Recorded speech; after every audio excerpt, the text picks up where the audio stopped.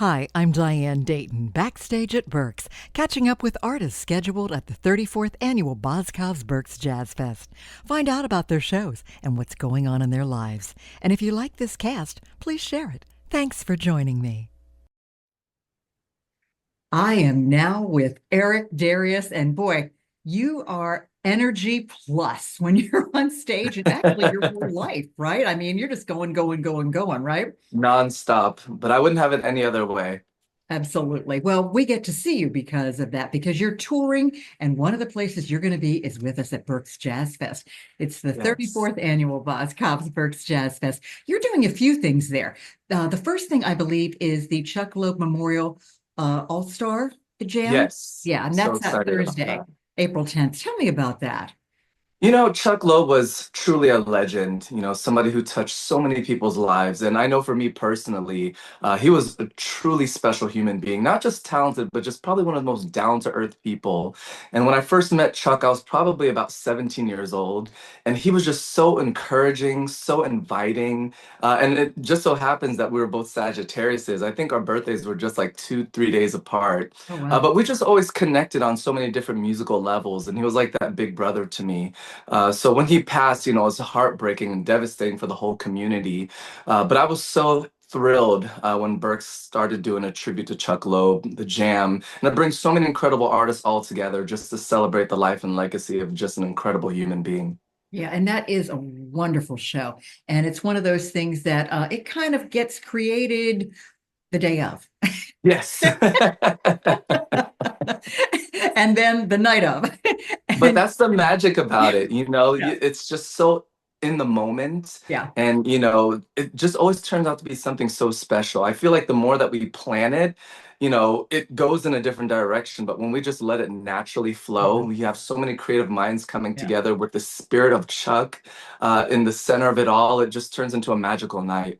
Yeah, and it really does, doesn't it? And I love the different artists that are going to be there. It's every year it's different, and you It just don't is. know. So you kind of have to come and experience it.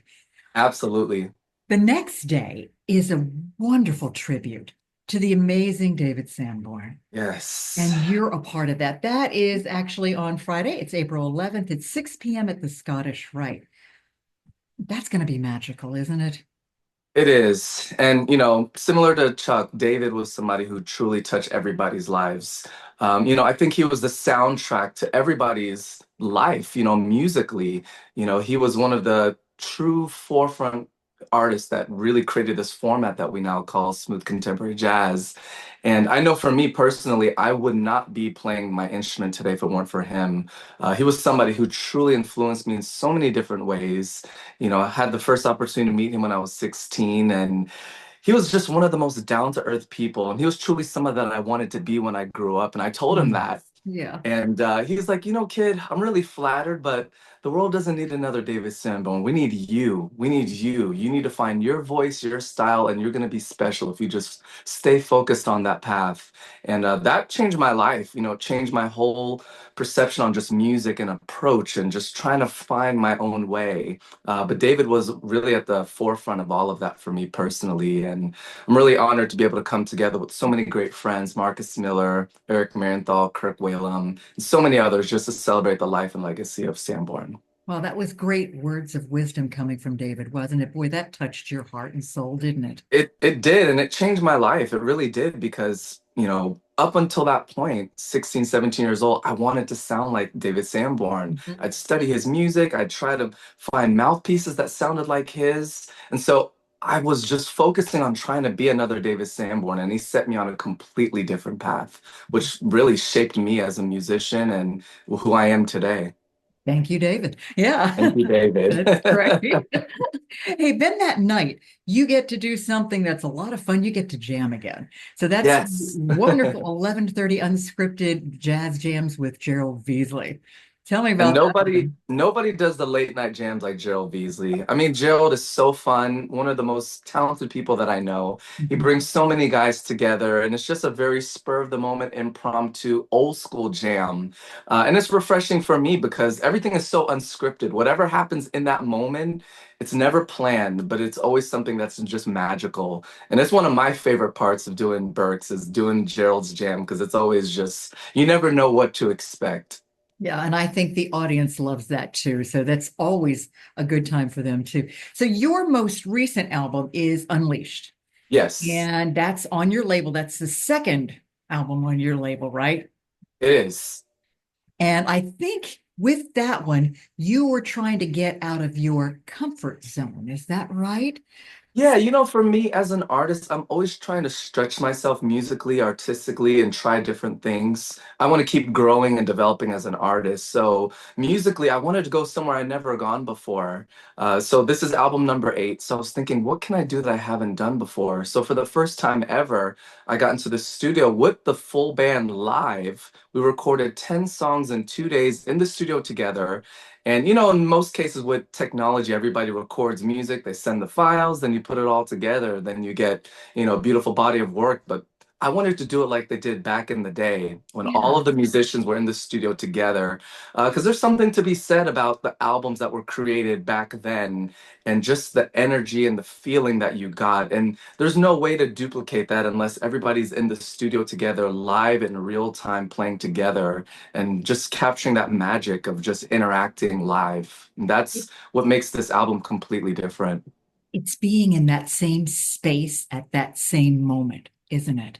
Yes, absolutely. Wow. Wow. Well, And you're that's on. and Go ahead. sorry. No, go And ahead. that's what makes the whole live experience so different than what you hear on an album because it's so in the moment. We're reacting to the audience, we're reacting to each other on stage, but it's hard to capture that in a studio recording. So I think you kind of get the live feel with this album because we're all literally recording and playing the music together. There are some interesting nuances and things that go on. Well, with that in mind, you are working on new music. So, Yes. what direction is this going to be in? I'm not sure. We literally just started working on it. So song number 1 is pretty much finished. That's getting mixed, and that's probably going to be going to radio pretty soon. But that's going to be the foundation of where this album goes. And honestly, I'm not sure. With every album, I approach it like a blank canvas. Like I don't have a preconceived idea of what I want the music to sound like. It just naturally evolves. And as I'm in the studio, as I'm writing, as I'm working with different musicians and producers, the music just naturally just it just I don't know, it's a very organic type of process. So we'll see. Yeah. That's the exciting part about making music because it just naturally evolves as we're working on it. We're just now starting to scratch the surface with this album, so I'm excited to see where it goes. Yeah, and we are too. Well, you are going to be all over the place because you are touring, and I know you're going to be in London before you come see us at Berks, right? Yes, yes, absolutely. So, what else are you doing? We're on tour all year long. We're doing a lot of international things as well this year, which is one of the exciting things for me is just continuing to expand and broaden the horizons, reach new audiences. Mhm. And, one of the great things about performing in Europe, which we've been doing quite a bit the past few years, is it's tapping into a whole different audience and demographic. There's a lot of younger people that are Mm. now starting to find out about this genre, and it's now starting to grow. We're doing tours in Italy and Europe. I'm hosting a river cruise in Amsterdam in September. And it's just so exciting just to see the music continuing to grow and new Wow. people starting to find out about this music. Oh, well, keep on keeping on with that, Eric. Absolutely. So, Absolutely. are we going to see your lovely wife this year? Is she traveling? Absolutely. She goes everywhere that I go. She's my Mhm. tour manager, so she Yeah. helps not only run, the business on the road, but she helps me run my record label, Sagittarius Music, and we're a team. So Yeah. we do everything together, and I'm so thankful to have a great partner that's so supportive. And she truly is a great partner. I can't wait to see her as well. Is there anything else that you would like us to know before you see us at Berks? Anything else that you want to share with us, Eric? One thing that I've always been passionate about is the younger generation and the youth and going to different schools. And that's something that's always been near and dear to me from day one. Just trying to keep music alive. There's so many budget cuts, and the arts are suffering the most. And, my whole initiative with just making music and trying to do outreaches with the younger audience is just to give them something positive, and giving them music again because they're taking it out of the school. So I still do my On a Mission in the Schools campaign where I inspire the youth about following their dreams, playing musical instruments, exposing them to jazz. And Mhm. that's something that we continue to do throughout the year. And, I'm really excited about more things that we're going to do there. That's going to be great. Well, we can't wait to have you back at Berks because you are a part of the Berks family.